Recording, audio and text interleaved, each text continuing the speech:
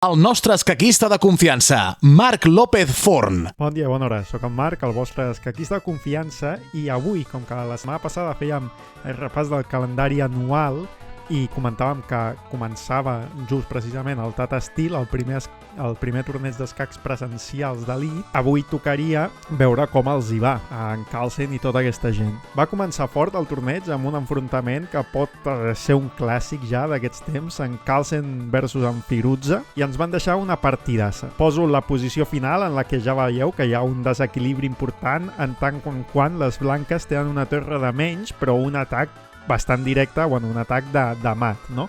Però el que destacaria d'aquesta partida no és aquesta posició final, sinó una doble entrega de peó que va fer el Carlsen al mig joc que em va deixar impressionadíssim. Estem en aquesta posició a la jugada 22, les negres juguen cavall F6 i les blanques entreguen el primer peó, d'acord? Les negres el capturen, fan una sèrie de jugades, a la següent ja les blanques ocupen la casella on hi havia el peó que acaba d'entregar, l'ocupen amb la dama, fan unes quantes jugades els dos per reordenar una mica les peces, millorar-les i tal, i ara ve la segona entrega de peó, unes quantes jugades més tard, captura dos peons entregats, dos peons centrals entregats, capturen les negres i les blanques immediatament després posen el cavall a la casella on estava el peó. I aquesta doble entrega de peons només per ocupar les caselles amb peces em va semblar fantàstic. A la segona ronda va haver-hi una partida també molt bonica, una mica espectacular, entre en Donchenko i en Caruana. L'anem a buscar, aquí està. S'arriben a aquesta posició també a la jugada 22, d'acord? I les blanques aquí se'n van una mica d'excursió, capturen aquest peó de G6 i amenacen el cavall de B6, d'acord? Però les negres diuen, que m'amenaces el cavall, captura'l.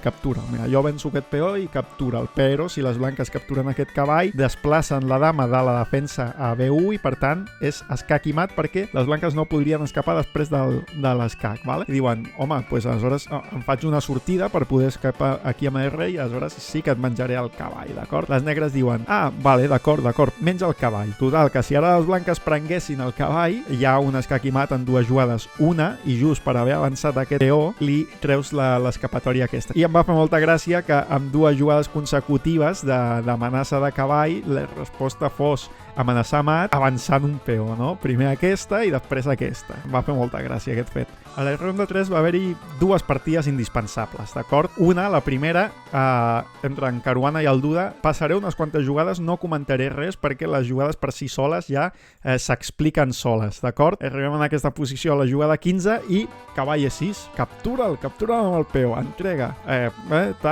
fan un parell de jugades més i alfil par C3 hi ha un cavall tocat per un peó, un alfil tocat per un peó i ara les blanques fan alfil per H7. Increïble. Tres peces tocades, però en aquesta mateixa ronda jugaven també l'Esipen com el vaixell a graf i es va donar aquesta posició després de la jugada 14 de les negres. Les negres aquí acaben de guanyar un peó que li han entregat les blanques a canvi de poder fer aquest B4, tocar la dama i menjar-se aquest alfil. Però en vaixell a graf ho tenia tot controlat i va dir, que vols capturar la dama? Cap problema, captura-la, pren el cavall, pren la dama, pren l'alfil, aparta la torre, pren el peó. Total, dama per dues peces menors i dos peons a la jugada 17. I després el vaixell a graf va aconseguir fer una espècie de fortalesa quan, ja veieu, encara queden 5.000 peces sobre el tauler, no? Aquesta també em va cridar molt l'atenció, us la recomano. I després ja ens anem a la ronda 4, on totes les partides van ser taules, però no significa que no fossin lluitades. Aquesta posició que us poso ara és la partida entre en Tari i en Firouzja, la posició final, i si enteneu alguna cosa d'aquesta posició final, doncs m'aviseu, una autèntica bogeria. Ens anem a la ronda 5, on també han estat totes taules, menys una partida